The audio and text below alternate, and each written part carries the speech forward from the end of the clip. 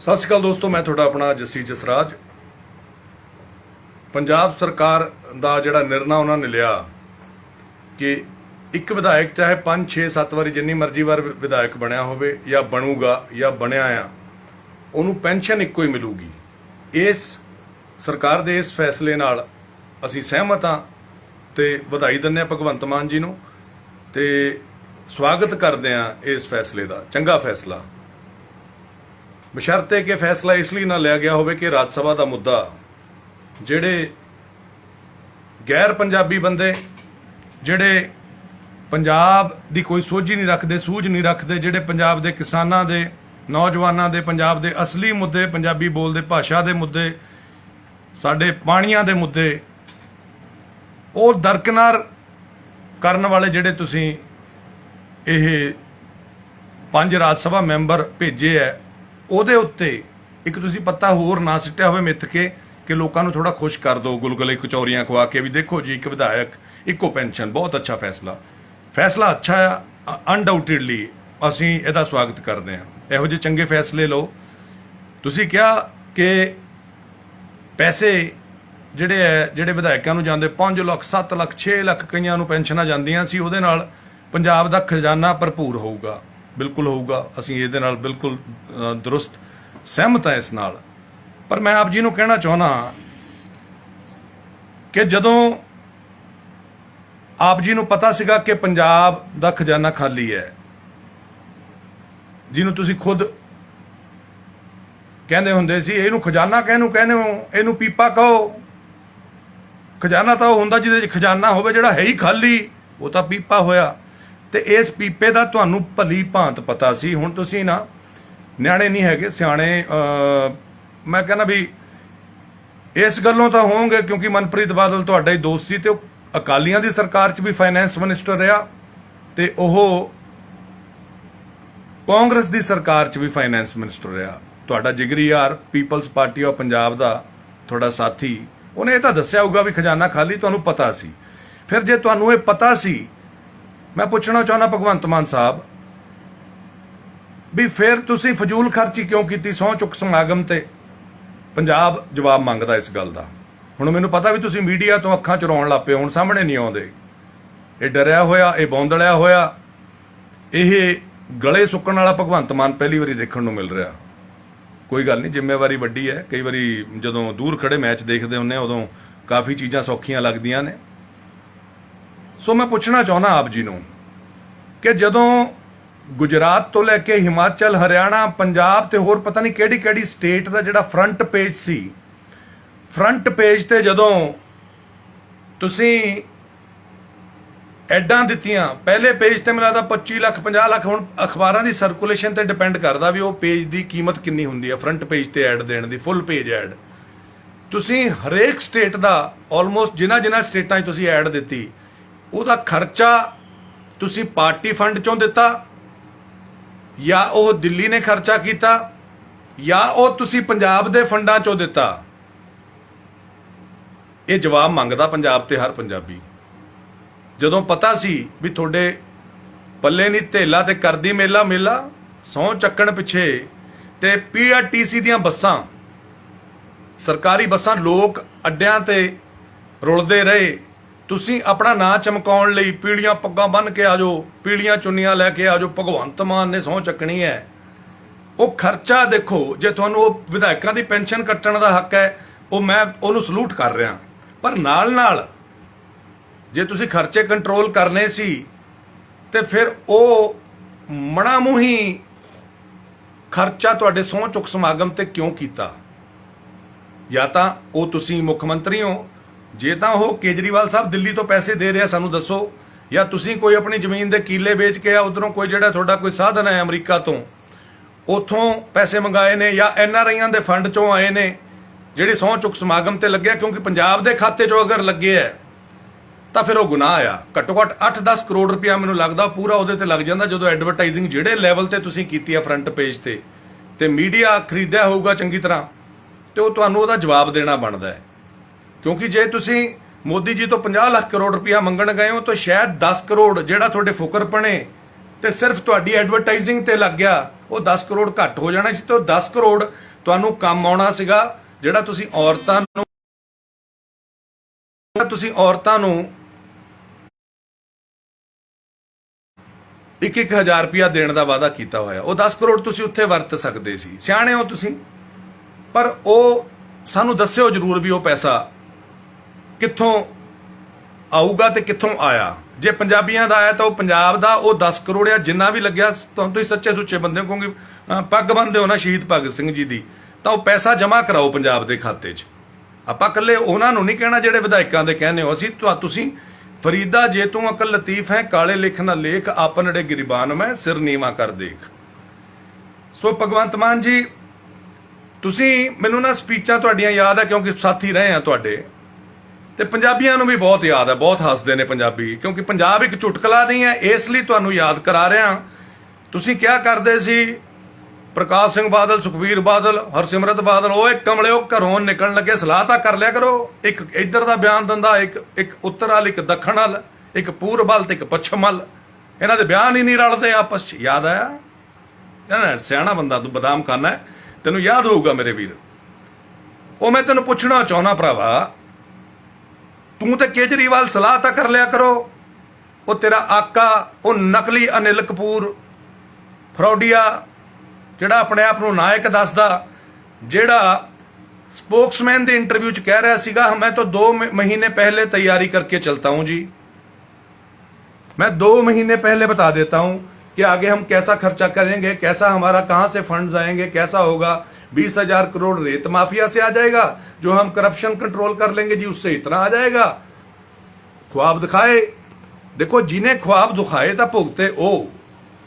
Prime minister साहब तो fund मंगना गुनाह नहीं है, मैं आप जी ਨਾਲ ਸਹਿਮਤ ਹਾਂ। ਜੇ ਤੁਹਾਡੀ ਥਾਂ ਤੇ ਮੈਂ ਜਾਂ ਕੋਈ ਵੀ ਹੋਊਗਾ ਉੱਥੇ ਜਾਊਗਾ ਪੰਜਾਬ ਦੇ ਹਿੱਤ 'ਚ ਫੈਸਲਾ ਲੈਣ, ਪਰ ਪਹਿਲਾਂ ਮੈਂ ਪ੍ਰਾਈਮ ਮਿਨਿਸਟਰ ਸਾਹਿਬ ਤੋਂ ਮੰਗਣ ਤੋਂ ਪਹਿਲਾਂ ਆਪਣਾ ਜਿਹੜਾ ਤੁਹਾਡਾ ਆਕਾ ਆ, ਜਿਹੜਾ ਦਿੱਲੀ 'ਚ ਕਹਿੰਦਾ ਮੈਂ ਸਰਪਲਸ ਫੰਡ ਹੈ ਸਾਡੇ ਕੋਲ, ਜਦੋਂ ਦੀ ਸਾਡੀ ਸਰਕਾਰ ਬਣੀ ਹੈ, ਤੁਹਾਡਾ ਪਹਿਲਾ ਫਰਜ਼ ਬਣਦਾ ਸੀ, ਜਿਹੜੇ ਆਕਾ ਨੇ ਇੰਟਰਵਿਊਆਂ 'ਚ ਕਿਹਾ ਕਿ ਸਾਡੇ ਕੋਲ ਫੰਡ ਬਹੁਤ ਹੈ, मैंने सारी तैयारी कर ली है जी, दिल्ली मॉडल है, हमारा मॉडल तैयार है। तो दिल्ली मॉडल लागू करन तो पहला दिल्ली तो फंड मंगने बनते सी तुहाडे भगवंत मान जी, वो भी दिल्ली ने आसान नहीं सी करना। पंजाब दा ते पंजाबियां दा पानी बहुत वरत्या उस दिल्ली ने, ਉਹਨੂੰ ਕਹਿਣਾ ਸੀ ਪਹਿਲਾਂ ਭਰਾਵਾ ਤੂੰ ਦੇ ਦੇ, ਮੋਦੀ ਸਾਹਿਬ ਤੋਂ ਅਗਲੀ ਵਾਰੀ ਮੰਗ ਲੂੰਗਾ, ਪਹਿਲੀ ਵਾਰੀ ਉਹ ਜਾ ਕੇ ਮੰਗ ਲਾ ਯਾਰ, ਪਹਿਲੀ ਵਾਰ ਤਾਂ ਮਿਲਣ ਚੱਲਿਆ ਮੈਂ ਮੋਦੀ ਸਾਹਿਬ ਨੂੰ, ਚੰਗਾ ਨਹੀਂ ਲੱਗਦਾ। ਤੁਸੀਂ ਦੋਨਾਂ ਨੇ ਆਪਸ 'ਚ ਸਲਾਹ ਨਹੀਂ ਕੀਤੀ। ਤੁਹਾਨੂੰ ਇੱਕ ਪਾਸੇ ਤੁਸੀਂ ਪ੍ਰਾਈਮ ਮਿਨਿਸਟਰ ਸਾਹਿਬ ਨੂੰ ਮਿਲਣ ਗਏ ਹੋ, ਉਹ ਡਰਿਆ ਡੈਂਬਰਿਆ ਜਾ ਮੇਰਾ ਵੀਰ, ਮੋਢੇ ਝੁਕੇ ਹੋਏ ਪ੍ਰਾਈਮ ਮਿਨਿਸਟਰ ਸਾਹਿਬ ਨਾਲ ਹੱਥ ਮਿਲਾ ਰਿਹਾ। ਭਾਈ ਪੰਜਾਬੀਆਂ ਯਾਰ ਸਿੱਧੇ ਖੜਿਆ ਕਰੋ। ਉੱਥੇ ਤੁਸੀਂ ਮੰਗਣ ਜਾ ਰਹੇ ਹੋ 50 ਲੱਖ ਕਰੋੜ ਰੁਪਏ ਦਾ ਪੈਕੇਜ 2 ਸਾਲਾਂ ਵਾਸਤੇ, ਤੁਸੀਂ ਕਿਹਾ 50-50 ਲੱਖ ਕਰੋੜ ਰੁਪਏ ਦਾ ਪੈਕੇਜ ਪ੍ਰਧਾਨ ਮੰਤਰੀ ਸਾਹਿਬ ਸਾਨੂੰ ਦਿਓ, ਖਜ਼ਾਨਾ ਖਾਲੀ ਹੈ। ਉਹ ਜਿਹੜੇ ਵਾਅਦੇ ਕੀਤੇ ਪੰਜਾਬੀਆਂ ਨਾਲ ਉਹ ਪਹਿਲਾਂ ਨਹੀਂ ਸੀ ਪਤਾ? ਯਾਦ ਹੈ ਤੁਹਾਨੂੰ ਪਿਛਲੀ ਵਾਰੀ ਤੁਸੀਂ ਆਪਣੀਆਂ ਸਪੀਚਾਂ 'ਚ ਕੀ ਕਿਹਾ ਸੀ? ਮੈਂ ਤੁਹਾਨੂੰ ਯਾਦ ਕਰਾਉਣਾ ਚਾਹੁੰਦਾ ਕਿ ਐਡੇ ਵਾਅਦੇ ਕਿਉਂ ਕੀਤੇ। ਕੈਪਟਨ ਅਮਰਿੰਦਰ ਸਿੰਘ ਨੂੰ ਤੁਸੀਂ ਕਹਿੰਦੇ ਸੀ ਜਿਹੜੇ ਪੂਰੇ ਨਹੀਂ ਸੀ ਕਰਨੇ, ਪਹਿਲਾਂ ਨਹੀਂ ਸੀ ਪਤਾ ਕਿ ਖਜ਼ਾਨਾ ਖਾਲੀ ਹੈ, ਤੇ ਤੁਹਾਨੂੰ ਤਾਂ ਚੰਗੀ ਤਰ੍ਹਾਂ ਪਤਾ ਸੀ ਵੀ ਖਜ਼ਾਨਾ ਖਾਲੀ ਹੈ। ਹਾਲੇ ਜੁਮਾ 7 ਦਿਨ ਹੋਏ ਆ ਬਾਈ ਸੌਂ ਖਾਦੇ ਨੂੰ, ਜਾਂਦੇ ਪਹਿਲੀ ਵਾਰ 'ਚ ਪੈਸੇ ਦੇ ਦਿਓ, ਪੈਸੇ ਦੇ ਦਿਓ। ਕੇਜਰੀਵਾਲ ਤੋਂ ਮੰਗਣੇ ਸੀ ਨਾ, ਇੱਕ ਮੌਕਾ ਕਿਹਾ ਸੀ ਨਾ ਤੁਸੀਂ, ਉਹ ਤੋਂ ਲੈਣੇ ਸੀ ਉਹ ਪੈਸੇ। ਤੁਸੀਂ ਦੋਨੋਂ ਆਪਸ 'ਚ ਸਲਾਹ ਨਹੀਂ ਕਰਦੇ ਬਿਲਕੁਲ ਵੀ, ਜਾਂ ਉਹ ਜਾਣ ਕੇ ਉੱਥੋਂ ਦੀ ਉਹ ਤੁਹਾਡੀ ਬੇਇੱਜ਼ਤੀ ਕਰਾਉਣ ਲਈ, ਪੰਜਾਬ ਦੀ ਬੇਇੱਜ਼ਤੀ ਕਰਾਉਣ ਲਈ ਉਹ ਤੁਹਾਨੂੰ ਉੱਥੇ ਮੋਦੀ ਸਾਹਿਬ ਕੋਲ ਭੇਜਦਾ ਤਾਂ ਕਿ ਤੁਹਾਡੀ ਇਮੇਜ ਡਾਊਨ ਹੋ ਜੇ। ਸਾਥੀਓ ਕੁਝ ਵੀ ਕਹੀ ਜਾਓ ਕਮੈਂਟਾਂ 'ਚ, ਮੇਰੀ ਗੱਲ ਧਿਆਨ ਨਾਲ ਸੁਣ ਲਿਆ ਕਰੋ। ਇੱਕ ਪਾਸੇ ਭਗਵੰਤ ਮਾਨ ਸਾਹਿਬ ਪੰਜਾਬ ਦੀ ਭਲਾਈ ਲਈ, ਕਰਜ਼ਈ ਪੰਜਾਬ ਦੀ ਭਲਾਈ ਲਈ 50 ਲੱਖ ਕਰੋੜ ਦਾ ਪੈਕੇਜ ਮੰਗ ਰਹੇ ਹੈ, ਆਦਰ ਸਤਿਕਾਰ ਨਾਲ ਖੜੇ ਹੈ ਪ੍ਰਾਈਮ ਮਿਨਿਸਟਰ ਸਾਹਿਬ ਮੋਦੀ ਸਾਹਿਬ ਦੇ ਅੱਗੇ, ਤੇ ਇੱਕ ਪਾਸੇ ਇਹਨਾਂ ਦਾ ਹੀ ਆਕਾ ਨਕਲੀ ਅਨਿਲ ਕਪੂਰ, ਉਹ ਇੱਕ ਅਲੱਗ ਹੀ ਫੀਲਿੰਗ 'ਚ ਰਹਿੰਦਾ ਹੈ। ਉਹ ਕਹਿੰਦਾ ਲਾਨਤ ਹੈ ਮੋਦੀ ਜੀ, ਲਾਨਤ ਹੈ ਬੀਜੇਪੀ ਪੇ। ਵਿਧਾਨ ਸਭਾ ਤੋਂ ਆਪਣੀਆਂ ਸਪੀਚਾਂ 'ਚ ਉਸੇ ਦਿਨ ਦੇ ਆਲੇ ਦੁਆਲੇ, ਉਹ ਤੋਂ ਇੱਕ ਦਿਨ ਪਹਿਲਾਂ ਜਾਂ ਉਸੇ ਦਿਨ ਉਹ ਉਸੇ ਹੀ ਪ੍ਰਾਈਮ ਮਿਨਿਸਟਰ ਮੋਦੀ ਸਾਹਿਬ ਨੂੰ ਲਲਕਾਰ ਰਿਹਾ ਤੇ ਕਹਿ ਰਿਹਾ ਲਾਨਤ ਹੈ। ਯਾਰ ਭਗਵੰਤ, ਇੱਕ ਪਾਸੇ ਉਸੇ ਪ੍ਰਾਈਮ ਮਿਨਿਸਟਰ ਤੋਂ ਤੁਸੀਂ ਪੰਜਾਬ ਦੇ ਹਿੱਤ ਲਈ, ਆਪਣੀ ਸਟੇਟ ਲਈ, ਸਾਡੇ ਦੇਸ਼ ਦੇ ਪ੍ਰਾਈਮ ਮਿਨਿਸਟਰ ਸਤਿਕਾਰਯੋਗ ਮੋਦੀ ਜੀ ਤੋਂ 50 ਲੱਖ ਕਰੋੜ ਦਾ ਪੈਕੇਜ ਮੰਗਣ ਗਏ ਤੇ ਤੁਹਾਡਾ ਹੀ ਆਕਾ ਉਸੇ ਦਿਨ, ਉਹਨਾਂ ਦਿਨਾਂ 'ਚ ਹੀ ਉਹ ਬਾਈ ਜੀ ਪੱਟ ਤੇ ਥਾਪੀਆਂ ਮਾਰ ਮਾਰ ਕੇ ਉਹ ਮੂਸਾ ਵਾਲਾ ਬਣਿਆ ਪਿਆ। ਉਹ ਲਾਨਤ ਹੈ ਕਹਿ ਰਿਹਾ। ਅਗਰ ਬਾਈ ਤੁਹਾਡੇ ਬਿਆਨ ਨਹੀਂ ਰਲਦੇ ਫਿਰ ਪੰਜਾਬ ਨੂੰ ਇਦਾਂ ਪੈਕੇਜ ਮਿਲ ਜੂਗਾ? ਮੈਨੂੰ ਪਤਾ ਵੀ ਮੋਦੀ ਜੀ ਉਦਾਰ ਦਿਲ ਨੇ, ਉਹ ਪੰਜਾਬ ਦੀ ਸਥਿਤੀ ਨੂੰ ਦੇਖਦੇ ਹੋਏ ਹੋ ਸਕਦਾ ਕੱਲ ਨੂੰ ਹਾਂ ਕਰਨ ਤੇ ਉਹ ਜਿੰਨਾ ਕੁ ਬਣਦਾ ਹੋਇਆ ਦੇ ਵੀ ਦੇਣਗੇ। ਪਰ ਜਿੰਨੇ ਤੁਸੀਂ ਵਾਅਦੇ ਕੀਤੇ, ਪਹਿਲਾਂ ਇੱਕ ਵਾਰੀ ਦੱਸੋ ਕਿ ਮੋਦੀ ਜੀ ਨੂੰ ਪੁੱਛ ਕੇ ਕੀਤੇ ਸੀ? You are wise people, but ਚਲਾਕੀ ਤੇ ਚੁਸਤੀ ਇਹ ਫੜੀ ਵੀ ਜਾਂਦੀ ਆ ਨਾ। ਇੱਕੋ ਹੀ ਕਲਾਸ ਚੋਂ ਆਏ ਆ, ਹੈ ਨਾ। ਤੇ ਪਤਾ ਲੱਗਣਾ ਚਾਹੀਦਾ ਇਸ ਪੰਜਾਬ ਨੂੰ, NRIਆਂ ਤੱਕ ਇਹ ਗੱਲ ਜਾਣੀ ਚਾਹੀਦੀ ਹੈ ਕਿ ਬਾਈ ਜੀ ਤੁਸੀਂ ਉੱਥੇ ਜਾ ਕੇ ਇੱਕ ਬੰਦਾ ਤੇਰਾ ਆਕਾ ਇੱਕ ਤਰ੍ਹਾਂ ਦੀ ਗਾਲ ਹੀ ਕੱਢਦਾ ਉਹ ਜਦੋਂ ਉਹਦੇ ਚ ਨਕਲੀ ਅਨਿਲ ਕਪੂਰ ਵੜਦਾ, ਤੇ ਇੱਧਰ ਤੁਸੀਂ ਝੁਕੇ ਖੜੇ ਹੋ ਪੰਜਾਬ ਲਈ। ਉਹਨੂੰ ਕਹਾ ਬਾਈ 2 ਦਿਨ ਠਹਿਰ ਕੇ ਨਹੀਂ ਸੀ ਇਹ ਅਨਿਲ ਕਪੂਰ ਵਾਲਾ ਕੀੜਾ ਕੱਢ ਹੁੰਦਾ। ਉਧਰ ਮੈਂ ਪੈਸੇ ਮੰਗਣ ਗਿਆ, ਉਧਰ ਤੂੰ ਗਾਲਾਂ ਕੱਢੀ ਜਾਣਾ। ਯਾਰ ਏਦਾਂ ਪੈਸੇ ਮਿਲ ਜਾਣਗੇ? ਇਹ ਪੰਜਾਬ ਦੀ ਪਿੱਠ 'ਚ ਛੁਰਾ ਮਾਰਿਆ ਤੁਹਾਡੇ ਆਕਾ ਨੇ, ਸੋਚੀ ਸਮਝੀ ਸਾਜ਼ਿਸ਼ ਦੇ ਨਾਲ। ਸੋ ਸਾਥੀਓ, ਕੱਲ ਨੂੰ ਬਹਾਨਾ ਵੀ ਮੈਂ ਤੁਹਾਨੂੰ ਦੱਸ ਦਿੰਦਾ। ਹੁਣ ਚੱਲ ਕੀ ਰਿਹਾ, ਇਹਨਾਂ ਨੇ ਕਹਿਣਾ ਕੀ ਹੈ। ਜਿਵੇਂ ਲੈਫਟੀਨੈਂਟ ਗਵਰਨਰ ਦਿੱਲੀ ਤੇ ਕੇਜਰੀਵਾਲ ਸਾਹਿਬ ਦੋਸ਼ ਲਾ ਦਿੰਦੇ ਸੀ ਨਾ ਜੀ, LG ਨਹੀਂ ਕੰਮ ਕਰਨੇ ਦੇਤੇ ਜੀ, LG ਨਹੀਂ ਕੰਮ ਕਰਨੇ ਦੇਤੇ ਜੀ, ਤੁਰਿਆ ਆਪ ਤੋਂ ਨਾ ਜਾਏ ਫਿੱਟੇ ਮੂੰਹ ਗੋਡਿਆਂ ਦਾ। ਹੁਣ ਇਹਨਾਂ ਨੇ ਕਹਿਣਾ ਮੋਦੀ ਜੀ ਨੇ ਫੰਡ ਨਹੀਂ ਦਿੱਤਾ ਜੀ, ਮੋਦੀ ਜੀ ਨੇ ਫੰਡ ਨਹੀਂ ਦਿੱਤਾ ਜੀ, ਤਾਂ ਕਿ ਜਨਤਾ ਦਾ ਗੁੱਸਾ ਪ੍ਰਾਈਮ ਮਿਨਿਸਟਰ ਸਾਹਿਬ ਵੱਲ ਜਾਵੇ।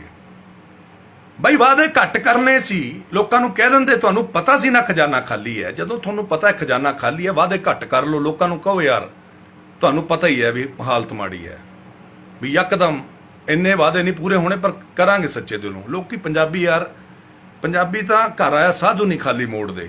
ਥੋੜੀ ਗੱਲ ਤੇ ਸ਼ਾਇਦ ਯਕੀਨ ਕਰ ਲੈਂਦੇ, ਪਰ ਜਿਹੜੇ ਲੋਲੀਪੌਪ ਦਿੱਤੇ, ਇੰਨੇ ਯੂਨਿਟ ਫਰੀ, 300 ਯੂਨਿਟ ਫਰੀ, ਜੇ 301 ਆ ਗਏ ਬਿੱਲ 300 ਦਾ ਵੀ ਲੱਗੂਗਾ। ਹੈ ਚੁਸਤੀ? ਤੁਹਾਨੂੰ ਪਤਾ ਅੱਗੇ ਹੁਣ ਗਰਮੀਆਂ 'ਚ AC ਚੱਲਣੇ ਆ, ਪੱਖੇ ਚੱਲਣੇ ਆ, ਤੇ ਬਾਈ ਜੀ ਇਹ ਫਰੀ ਬੀਜ਼ ਵੰਡੀਆਂ ਕਿਉਂ? ਸਟੇਟ ਕਿਵੇਂ ਚਲਾਉਣੀ ਆ? ਜਦੋਂ ਪਤਾ ਹੋਵੇ ਕੁੜੀ ਦਾ ਵਿਆਹ ਧਰਿਆ ਤੇ ਬੰਦੇ ਨੂੰ ਖਰਚਾ ਸੋਚ ਸਮਝ ਕੇ ਕਰਨਾ ਚਾਹੀਦਾ। ਸੋ ਸਾਥੀਓ, ਤੇ 35,000 ਮੁਲਾਜ਼ਮ ਜਿਹੜੇ ਪੱਕੇ ਹੋਣ ਦੀ ਗੱਲ ਕੀਤੀ ਹੈ, ਇਹਦੀ ਵੀ ਸੁਣਨਾ ਚਾਹੁੰਦਾ ਵੀ ਸੁਪਰੀਮ ਕੋਰਟ ਦਾ ਡਿਸੀਜਨ ਕੱਲ ਨੂੰ ਸੁਪਰੀਮ ਕੋਰਟ ਤੇ ਨਾ ਮਾਨਯੋਗ ਤੇ ਸਿੱਟ ਦੇਣ ਇਹ ਕਿ ਉਹਨਾਂ ਨੇ ਨਹੀਂ ਕੀਤਾ ਸੀ ਤਾਂ ਕਰਤਾ ਸੀ।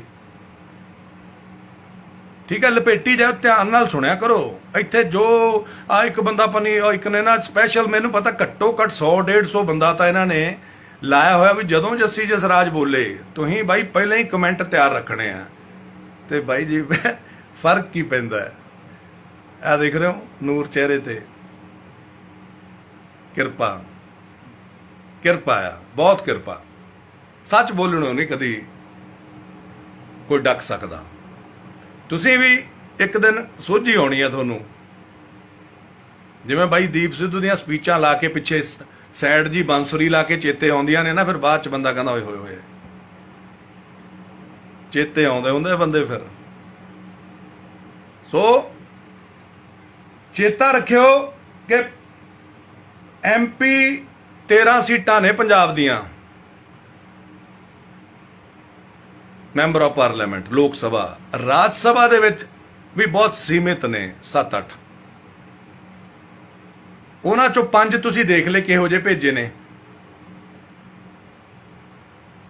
ਤਾਂ ਕੱਲ ਨੂੰ ਮੋਦੀ ਜੀ ਤੇ ਜਾਂ ਸਾਡੀ BJP ਸਰਕਾਰ ਤੇ ਦੋਸ਼ ਨਹੀਂ ਦੇਣਾ, ਕਿਉਂਕਿ ਤੁਸੀਂ 3.25 ਕਰੋੜ ਚੋਂ ਬੰਦੇ, ਅਗਰ ਕੋਈ ਜਿਹੜੇ ਪੰਜਾਬ ਦੀ ਹਿਸਟਰੀ ਨੂੰ, ਕਿਸਾਨਾਂ ਨੂੰ, ਪਿੰਡਾਂ ਨੂੰ, ਪੰਜਾਬ ਦੇ ਮੁੱਦਿਆਂ ਨੂੰ ਅੰਦਰੋਂ ਬਾਹਰ ਜਾਣਦੇ ਹੀ ਨਹੀਂ, ਜਿਨ੍ਹਾਂ ਦੀ ਰਿਸਰਚ ਹੀ ਕੋਈ ਨਹੀਂ, ਉਹਨਾਂ ਬੰਦਿਆਂ ਨੂੰ ਜਦੋਂ ਤੁਸੀਂ ਰਾਜ ਸਭਾ 'ਚ ਭੇਜੋਗੇ, ਜਿਨ੍ਹਾਂ ਨੇ 3.25 ਕਰੋੜ ਪੰਜਾਬੀ ਐਜ਼ ਪਰ ਭਗਵੰਤ ਮਾਨ ਉਹਨਾਂ ਦੀ ਆਵਾਜ਼ ਚੱਕਣੀ ਸੀ। ਉਹ ਬੰਦੇ ਐਡੇ ਬੋਦੇ ਭੇਜੇ ਨੇ, ਐਡੇ ਸਿਫਾਰਸ਼ੀ ਭੇਜੇ ਨੇ। ਉਹ ਭ੍ਰਿਸ਼ਟਾਚਾਰ, ਮੈਂ ਕਿਹਾ ਉਹ ਯਾਦ ਰੱਖੋ, ਭ੍ਰਿਸ਼ਟਾਚਾਰ ਇਹਨੂੰ ਹੀ ਕਹਿੰਦੇ ਹੁੰਦੇ ਆ, ਜਦੋਂ ਨਾਕਾਬਿਲ ਬੰਦਾ ਪੋਸਟ ਤੇ ਪਹੁੰਚ ਜਾਵੇ ਤੇ ਜਿਹੜੇ ਕਾਬਿਲ ਨੇ ਉਹ ਵਿਚਾਰੇ ਧੱਕੇ ਖਾਂਦੇ ਰਹਿਣ।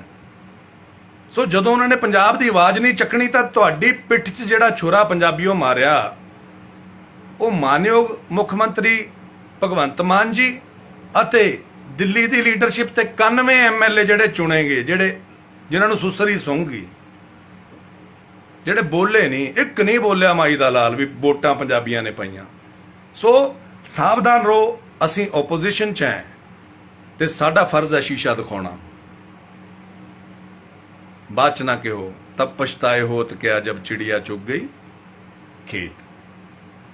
ਸੋ ਆਪ ਸਭ ਨੂੰ ਪ੍ਰਮਾਤਮਾ ਚੜ੍ਹਦੀ ਕਲਾ 'ਚ ਰੱਖੇ। ਜਿਨ੍ਹਾਂ ਨੇ ਕੋਈ ਗਾਲਾਂ ਗੂਲਾਂ ਕੱਢਦੇ ਨੇ, ਪ੍ਰਮਾਤਮਾ ਮਣਾ ਮੂੰਹੀ ਕਰਕੇ ਤੁਹਾਨੂੰ ਵਾਪਸ, ਜਿਨ੍ਹਾਂ ਕੋਈ ਦੁਆਵਾਂ ਦਿੱਤੀਆਂ ਨੇ, ਲੱਖ ਲੱਖ ਦੁਆਵਾਂ ਤੁਹਾਨੂੰ ਵਾਪਸ। ਤੇ ਜਿਨ੍ਹਾਂ ਨੇ ਮੰਦਾ ਹੀ ਬੋਲਣਾ ਹੈ ਤੇ ਪੇੜ ਮੰਦਾ ਬੋਲਣਾ ਹੈ, ਪ੍ਰਮਾਤਮਾ ਤੁਹਾਡੇ ਵੀ ਬਰਕਤ ਕਰੇ ਵੀਰ। ਤੁਹਾਡੀ ਸਿਹਤ ਠੀਕ ਰਹੇ, ਤੁਸੀਂ ਚੜ੍ਹਦੀ ਕਲਾ 'ਚ ਰਹੋ। ਤੁਹਾਨੂੰ ਪ੍ਰਮਾਤਮਾ ਸੁਮਤ ਤੇ ਸੋਝੀ ਸੱਚ ਨਾਲ ਖੜਨ ਦੀ ਤਾਕਤ ਬਖਸ਼ੇ, ਇਹੀ ਦੁਆ ਆ। ਵਾਹਿਗੁਰੂ ਜੀ ਕਾ ਖਾਲਸਾ, ਵਾਹਿਗੁਰੂ ਜੀ ਕੀ ਫਤਿਹ।